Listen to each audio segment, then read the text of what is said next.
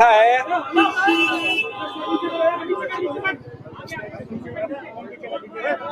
जब तक आप बोलेंगे तब तक शुरू नहीं कर सकता मैं, और हिंदी और इंग्लिश दोनों करूंगा मैं। आप शांत रहे, आप शांत रहिए, कोई बोलिए नहीं और हाथ नहीं लगाइएगा यार, सब गिर जाएगा ये, it will all fall down.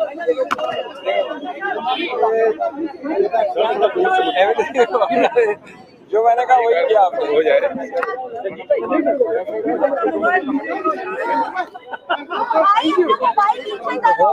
अच्छा ऐसा है, If you don't keep quiet, I can't start. Please शांत रखिए, शांति रखिए। दोस्तों शुरू कर रहे हैं। मैं हिंदी और इंग्लिश करूंगा मैडम। दोस्तों जैसा आप जानते हैं, कांग्रेस पार्टी का ये डेलीगेशन अभी चुनाव आयोग से आया है बाहर। हम धन्यवाद करते हैं चुनाव आयोग का कि उन्होंने बहुत अल्प समय में हमें जल्दी से जल्दी मीटिंग और कंप्लेंट अपनी दोहराने और बताने के लिए व्यापक रूप से समय दिया। हम आशा और विश्वास करते हैं कि ठोस कदम जल्द से जल्द उठाए जाएंगे। मैं संक्षेप में आपको बता दूं, 17 कंप्लेंट्स हैं हमारी चार्ट में, 17। मैं सिर्फ 3 या 4 के बिंदु बताऊंगा आपको समय बचाने के लिए।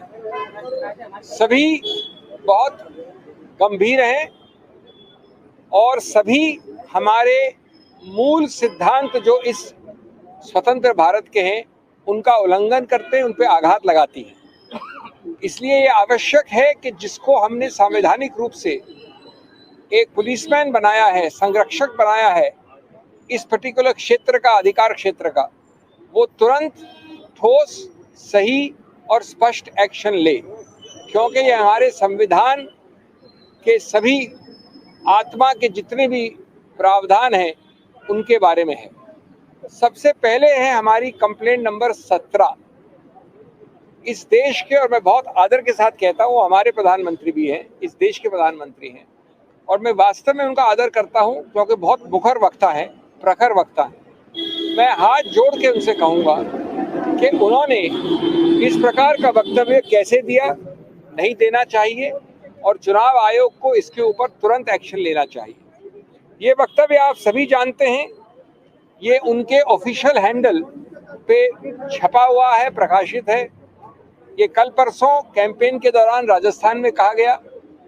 इसमें मैं इसको भद्दा मानता हूं, मैं इसको दोहराऊंगा नहीं, लेकिन इसके 4-5 तत्व आपको याद दिलाऊंगा जिसको हमने पूरी तरह से चुनाव आयोग के सामने रखा।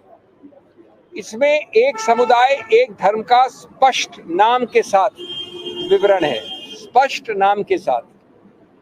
नंबर 2, ये बड़े स्पष्ट रूप से कहा गया है कि वो समुदाय इस देश की अल्प रिसोर्सेज को हड़प सकता है, हड़प लेगा, कांग्रेस उनको दे देगी इस प्रकार के अल्प रिसोर्सेज, उस समुदाय, उस धर्म को। नंबर 3, उस समुदाय और उस धर्म को घुसपैठियों के साथ बराबर में जोड़ा गया है। ये बड़े स्पष्ट शब्द है, प्रकाशित शब्द है, आपके सब चैनल्स पे हैं, आपके सब प्रकाशन में है। नंबर 4, ये कहा गया है कि इसका आघात भारत के हिंदू धर्म के कई जो बहुत स्थापित सिंबल्स हैं, मंगलसूत्र एक उदाहरण है, उस पर आघात हो सकता है। मैं वापस हाथ जोड़कर कहूँगा कि इतने बड़े ओहदे के चीफ एग्जीक्यूटिव इस देश के माननीय प्रधानमंत्री, हम सबके प्रधानमंत्री, उन्होंने सीधा उल्लंघन किया है, सीधा उल्लंघन किया है 123, जो किसी रूप से धर्म के आधार पर कोई वक्तव्य अलाउ नहीं करता है चुनाव के वक्त। नंबर 2, चुनाव आयोग के बारंबार सर्कुलर्स का उल्लंघन है। उसका आखिरी सर्कुलर 2024 का, वो भी ये कहता है कि किसी रूप से, परोक्ष हो या सीधा हो, आप धर्म के आधार पे ऐसा कोई आक्षेप या एक संकेतात्मक रूप से भी, या तो सीधा है, नहीं कर सकते। नंबर 3, उन्होंने भारतीय संविधान की अस्मिता पे आघात किया है। भारतीय संविधान एक गौरवशाली संविधान है जो बोम्माई केस के पहले से कहता है, पहले से, कि धर्मनिरपेक्षता, पंथ निरपेक्षता हमारे संविधान के मूल ढांचे का एक अभिन्न अंग है। मूल ढांचे का अभिन्न अंग होने का मतलब होता है कि संविधान संशोधन द्वारा भी उसको आप नहीं बदल सकते। अगर ये बात है तो आप समतल जमीन के लिए लेवल प्लेइंग फील्ड, गणतंत्र लोकतंत्र के लिए डेमोक्रेसी, ये सब एक अभिन्न अंग है मूल ढांचे के। आप इस प्रकार के आपसी वैमनस्य के वक्तव्यों द्वारा इसको बिल्कुल नॉन समतल, नॉन लेवल प्लेइंग फील्ड बना रहे हैं और इसका इलाज सिर्फ चुनाव आयोग के पास है। इसलिए जो आप और मैं कह रहा हूं ये कि इसमें भारत की क्रेडिबिलिटी का सवाल है, हमारे संविधान की क्रेडिबिलिटी का सवाल है, हमारे प्रधानमंत्री के पद की क्रेडिबिलिटी का सवाल है, हमारे चुनाव आयोग के क्रेडिबिलिटी का सवाल है। इसलिए आप वो सब जो करते हैं, जो आम आदमी के विषय में करते हैं, वो प्रतिबंध आपको लगाना पड़ेगा, चाहे कोई कितना बड़ा हो, चाहे कोई कितना छोटा हो। ये देश के एक संवैधानिक अस्मिता का प्रश्न चिन्ह है, पर प्रश्न चिन्ह है। तो ये तो सबसे अहम मुख्य पहली कंप्लेंट। हमारी दूसरी याचिका है, जो आपने तस्वीरें लगाई हैं अपने सत्तारूढ़ पार्टी की ऑफिशियल हैंडल्स में, गुजरात में विशेष रूप से, वो सिर्फ धर्म की बात करते हैं। हमने फोटो दी हैं, आप वो ऑफिशियल हैंडल उठा के देख लीजिए, उसमें सिर्फ धर्म के चिन्ह हैं। हम एक गौरवशाली देश है, मैं एक गौरवशाली हिंदू हूँ, ये गौरवशाली सिख हो सकते हैं, ये गौरवशाली ईसाई हो सकते हैं, लेकिन धर्म के चिन्ह हम अपने घर में पूछते हैं। हम अपने ऑफिशियल हैंडल में लगाकर उसके आधार पर वोट मांगने नहीं जाते। ये हमारा दूसरा याचिका है, विस्तार से है, फोटोओं के साथ है, व्यापक है। ये उन्हीं प्रावधानों का उल्लंघन है जो माननीय प्रधानमंत्री ने अपने पहले वाले हमारी कंप्लेंट के विषय में किए। तीसरा एक बहुत ही विचित्र उल्लंघन देखा हमने, जो सिर्फ गैर कानूनी हस्तक्षेप और गलत रूप से दुष्प्रभाव डालने वाला हस्तक्षेप है। हमने ऐसा कभी सुना नहीं, कभी हुआ नहीं। मैंने अंदर माननीय आयोग को जेम्स बॉन्ड की कहानी बताई कि पहली बार तो तुक्का होता है, दूसरी बार कोइंसिडेंस होता है, अगर वही चीज़ तीसरी बार हो तो उसको शत्रु का एक्शन कहा जाता है। सूरत में ये बात बारंबार हुई है, ये कोइंसिडेंस नहीं है, ये शत्रु का एक्शन है। क्या हुआ, एक साथ 4 प्रस्तावक कांग्रेस कैंडिडेट के खड़े होकर बोलते हैं कि ये हस्ताक्षर हमारे नहीं है। चुनाव के एक दिन पहले ये कहा जाता है। उसके बाद कुछ समय तक जो कैंडिडेट है सूरत से, वो भी लापता होते हैं, मिलते नहीं हैं। अब सबसे रोचक, जो कोइंसिडेंस नहीं हो सकता, जितने और पार्टियों के जितने कैंडिडेट्स हैं सूरत से, सब विड्रॉ कर जाते हैं। ये ऐसा अजूबा तो हमने देखा नहीं। सूरत का कैंडिडेट इतना प्रभावशाली है कि कोई उसके विरुद्ध खड़े होकर तैयार नहीं। खड़े होने के बाद, नामांकन पत्र भरने के बाद, तो इसलिए हमने कहा है चुनाव आयोग से कि ये आपने चुनाव के धरातल को नॉन लेवल प्लेइंग फील्ड बना दिया है, समतल जमीन नहीं छोड़ी है। ये चुनाव पिटिशन का मामला नहीं है, इसमें आपका एक ही हल है, ऐसे कारनामों का फायदा न उठा पाए कोई, इसलिए अति आवश्यक है कि आप स्थगित करें चुनाव सूरत में और चुनाव की नई तारीख दें, जिससे ये संदेश बड़ा स्पष्ट जाए कि अगर मैं इस प्रकार के दुष्प्रभाव से इनको इफेक्ट करता हूँ या इनको इफेक्ट करता हूँ, वोटर हो या कैंडिडेट हो, उसका फायदा मैं नहीं ले सकता।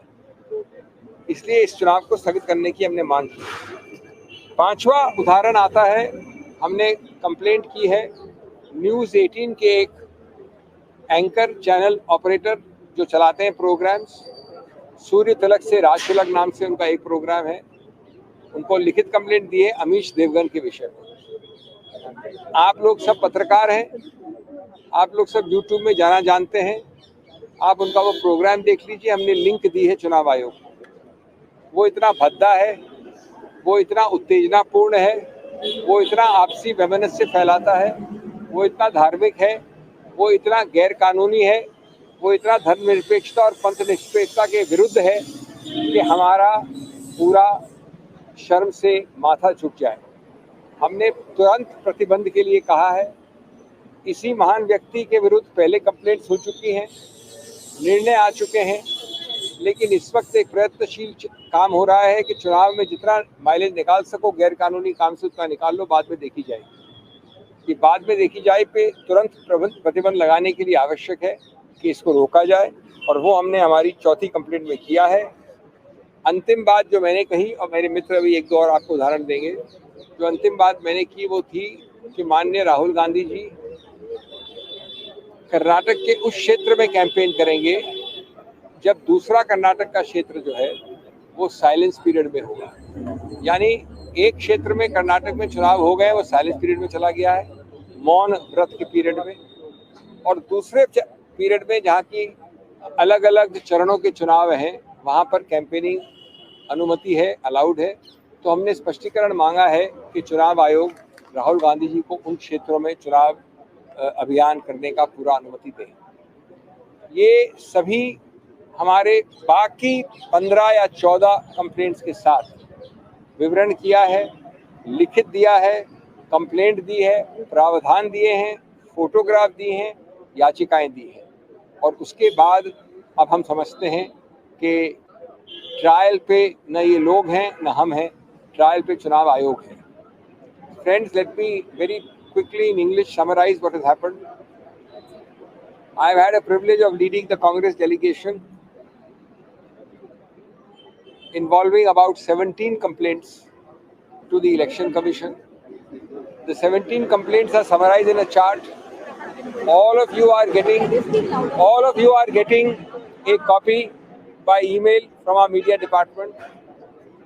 The 17 complaints I have enlarged upon and discussed in detail only 5 or 6 before the Chunav Ayog. I will just summarize some of them.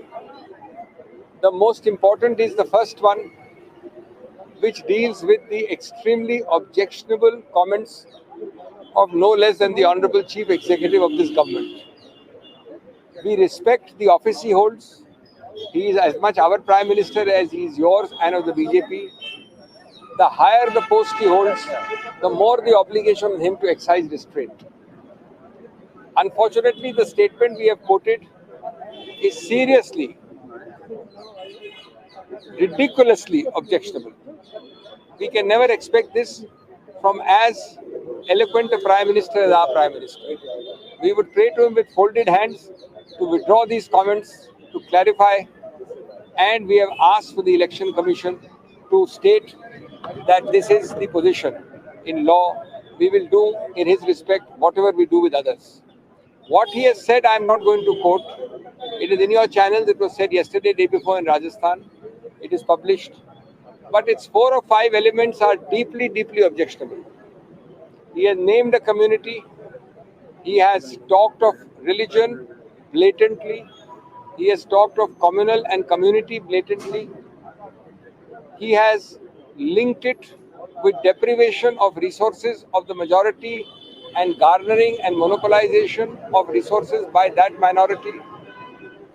He has brought in Hindu imagery of no less than the Mangal Sutra.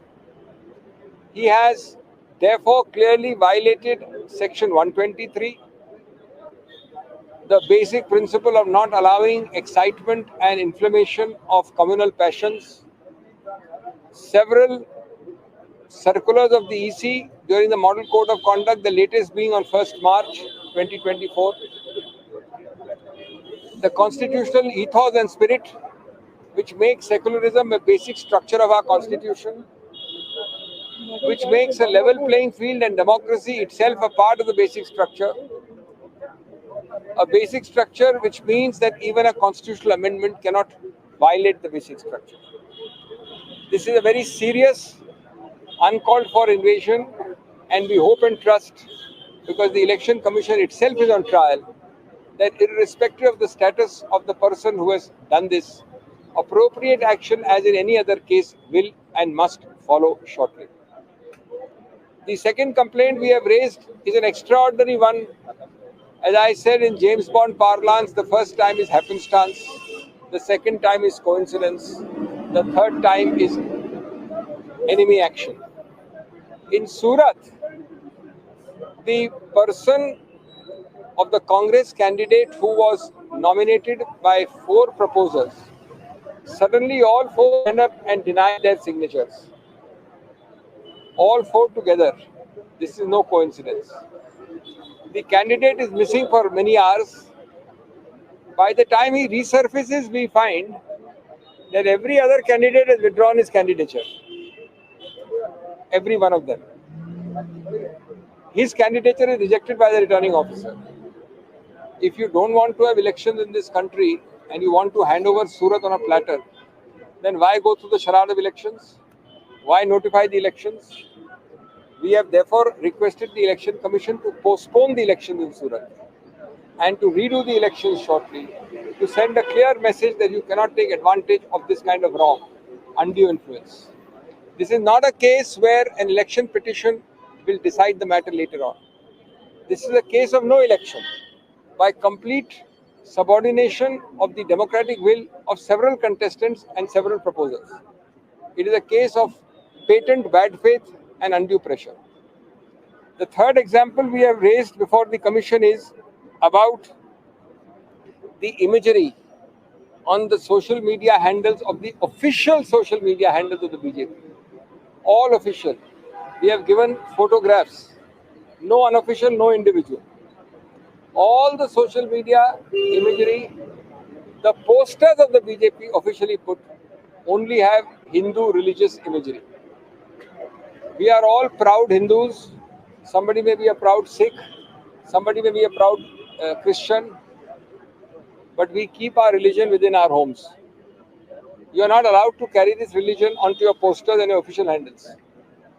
That's the meaning of the EC directive against religion being used or misused for canvassing. This again needs to be dealt with a stern hand. We have given photographs and details to the Election Commission. Lastly, we have raised the issue of Amish Devgan, a News 18 anchor who carries on an inflammatory, an incendiary, a seriously provocative, mutual hatred generating program on his channel. He has been noticed earlier for this flagrant violation. He is trying to take advantage of the short electoral window. We have given the link of the program, all of you can see it. We have given the details of the program, and we have said that such kind of blatant, cheap, crude, religious imagery and words must be stopped forthwith. We have also asked for it to be clarified, as is already clarified, but we want a very specific clarification that Rahul Gandhi, when he canvasses in the other part of Karnataka, which has no silence period, where the polls are held in a totally different phase, will be allowed, even though one part of Karnataka will be in the silence period. Because where he will campaign has nothing to do with the silence period territory. Friends, my friend will add 1 or 2 more things. I will take your leave, but I will say that this is not only the trial of those against whom we have filed the complaint. It is a trial of the Election Commission itself. It is a trial of our constitutional spirit and ethos. And I hope that no one fails that trial. But sir, regarding the PM speech, what are you expecting? What action do you want to suspend his campaign? What exactly have you demanded? What would you do in other cases? Have you seen nothing? Did you see what Randeep Surjewala suffered? Do I have to tell? Does the Election Commission has to be educated about what it will do? They know very well. We are nobody to say that. You can give a stoppage for 1 day, 2 days, 3 days, accompanied by a warning. These are small things according to me. The statement is much more serious. But you need me to tell you what to do. So what is the assurance Election Commission is given? So what is the assurance? The Election Commission is not supposed to and does not give advance rulings. They don't give assurances. They have to give a ruling, which we expect soon. हमने बड़ा स्पष्ट कहा कि हमने स्थगित करने का कहा है. सूरत में चुनाव कैसे हो सकता है? आप अकेले चुनाव लड़ेंगे, इस पूरे कमरे में जितने लोग हैं सब भाग जाएंगे, और ये एक ही दिन में सब लोग भाग गए, और ये कोइंसिडेंस हो गया. वही तो बात है ना. तो आपको स्थगित करना चाहिए. सर्टिफिकेट तो मिलेगा ही. जब चुनाव ही नहीं होगा तो सर्टिफिकेट क्यों नहीं मिलेगा?